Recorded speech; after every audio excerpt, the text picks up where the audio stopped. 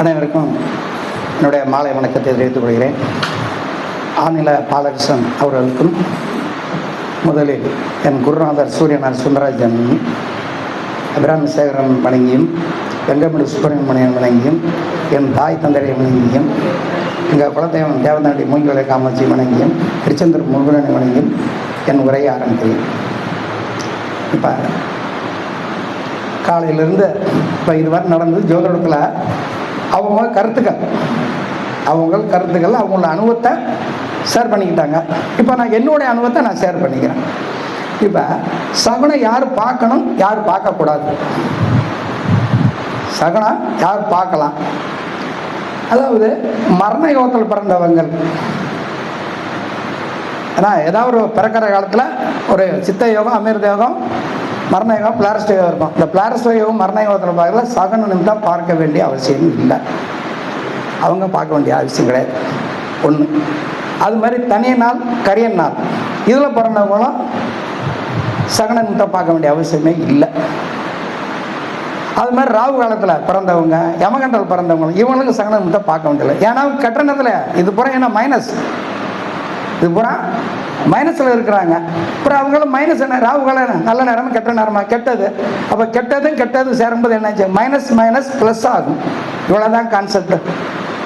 Minus minus plus ஆகும், இவ்வளோதான். அதே மாதிரி லக்கணத்தில், அதாவது எந்த லக்கணமாக இருந்தாலும் சரி, 1, 3, 5, 7, 9, 11 ஒற்றைப்படை ராசியில் ராகுவோ கேதுவோ இருந்தால் அவங்க சகல நிமித்தம் பார்க்க வேண்டிய அவசியம் இல்லை. சகல நிமித்தம் என்ன?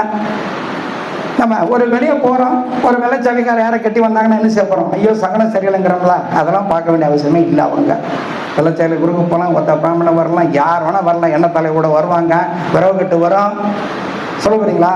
அவங்களாம் எதுவுமே பார்க்க வேண்டியது இல்லை. இதே மாதிரி தான் இது மட்டும் தான் இல்லை, சந்திராசமும் உங்களுக்கு ஒன்றும் செய்யாது. ஏன்னா இப்போ காலைல சொன்னாங்க ஏன்னா 22வது நட்சத்திரம் வைனாசி நட்சத்திரம், எனக்கு ஆயிலிய நட்சத்திரம் 22வது கிருத்திய நட்சத்திரம் தான். நான் கிருத்திய நட்சத்திரம் ஜாதகம் பார்த்துருக்கேன். நான் எல்லா நாளும் பார்த்துருக்கேன். அஷ்டமியில் பார்த்துருக்கேன், நவமியில் பார்த்துருக்கேன். ஏன்னா சொல்ல புரியுங்களா இல்லையா? ராகு காலத்தில் பார்த்துருக்கேன், யமகண்டல் பார்த்துருக்கேன். ஒரு தடவை நைட்டு 12:30 மணி வரை ஜாதகம் பார்த்தேன். எப்படி? நைட்டு 12:30 மணி. அவங்க வந்ததே 10 மணி தான், நைட்டு 10 மணி தான் வந்தாங்க. அது எங்கே? கரூர்லேருந்து வந்தாங்க. 5 ஜாதகம் பேசுனாங்க, 3 ஜாதகம் பேசுனேன். எப்போ மணி 12:30 ஆச்சு, இதுக்கு மேலே பேசக்கூடாதுப்பான்னு சொல்லி நான் தான் ஆஃப் பண்ணி வச்சுட்டு நாளைக்கு வாங்கினா மறுபடியும் நாளைக்கு வந்தாங்க. சொல்ல போறீங்களா? அப்போ நம்ம எப்போ யூஸ் பண்ணணும், இதுதான் முக்கியம் இதில். அப்போ அவங்களுக்கு தான் தெரியும் எந்த காலத்தில் பிறந்தீங்க, ராகு காலத்தில் பிறந்தீங்களா, யமகண்டத்தில் பிறந்தீங்களா, கட்ட நேரத்தில். எந்த கட்ட நேரம் உங்களுக்கு ஒன்றும் பண்ணாது. சொல்ல போறீங்களா? நானே மரண யோகத்தில் பிறந்திருக்கேன். பிறக்கிற காலத்தில் நான் மரண யோகம் தான். என் பையனும் மரண யோகம் பிறந்திருக்கான். என் வீட்டுக்காரையும் மரண யோகம் பிறந்திருக்காங்க. சொல்ல போறீங்களா இல்லையா? என் வீட்டுக்காரம்மா மரண யோகம் பண்ணுங்க. அப்போ அந்த 3 பேர் ஜாதகத்தை ஆராய்ச்சி பண்ணும்போது இந்த மாதிரி பலன்களும் கிடைக்குது. அப்போ அதுக்கப்புறம் தான் நம்ம அதை தான் அவங்க ஜாதகத்தை அனலைஸ் பண்ணி பழகணும். போதான் உங்கள் ஜாதகத்தில் என்ன இருக்குது, நிறைய இருக்குது, என்ன குறை இருக்குன்னு பார்க்கணும். இதை பார்த்தா தான் உங்களுக்கு என்ன ஒரு தெளிவே வரும். சொல்ல போறீங்களா? இப்போ ஒவ்வொருத்தருக்கும் ஒரு கருத்து தான். இப்போ 10ஆம் பாவத்தில் கேது இருந்தா அந்த 10ஆம் பாவத்தை இயக்க போகிறது யாரு? 10ஆம் பாவத்தில் கேது இருந்தா கேது தான் அந்த பாவத்தை இயக்கம். அப்ப யார்கிட்ட கேட்கணும்? இப்போ சொல்ல புரியுங்களா இல்லையா? 10ஆம் பாவத்து நின்ற கூட தான் 10ஆம் பாவத்து இயக்க போகுது. அப்ப அவர் பார்த்து அவர் என்ன சாரம் வாங்கியிருக்காரு, சாரம் தான் மெயின். சாரம் பார்த்தீங்கன்னா சோரம் பெறுவீர்கள், அதில் ஒரு குறைபாடு வந்துவிடும். அப்போ சாரநாதன் எங்கே இருக்கிறார்? கோல் என்ற பாவம் 10, சாரநாதன் 8ல் இருந்தால் சொந்த தொழில் செய்தால் என்ன ஆகும் அவனுக்கு? சொல்லுங்க. உழைப்புக்கு அது ஊதியம் இருக்காது. கெட்ட பேர், அவமானம், அசிங்கன்னா கேவலம் தான் வரும். அதுக்காக ஒரு நாள் என்ன கோர்ட்டு கேஸ் உங்களுக்கு கடைபிடிச்சு பார்க்க போகிறான். அப்போ 7ஆம் பாவம் எந்த கோலாக இருக்கட்டும். இப்போ மிதுல கணக்கு 7ல் குருவில் நல்லவர் அவரு பாதகத்திலே. ஆனால் அவர் வாங்கின சாரம் 5லேயோ 9ல் இருந்தால் ஒன்றுமே பண்ணாது. 5ஆம் இடத்துலையோ 9ஆம் இடத்துல இருந்தால் அது ஒன்றும் பண்ணாது. அப்போ நம்ம நின்ற கோலையும் பார்த்து சாரநாதன் எங்கே இருக்கான்னு பார்த்து அவன் எந்த தன்மையில் நிற்கிறான், நட்பு வீட்டில் நிற்கிறானா, பகை வீட்டில் நிற்கிறானா, ஆட்சி வீடு இருக்கானா, உச்ச வீடு இருக்கானா, இதெல்லாம் பார்க்கணும். அப்போ தான் உங்களுக்கு முழுமையான பலன் கிடைக்கும். சொல்ல போறீங்களா?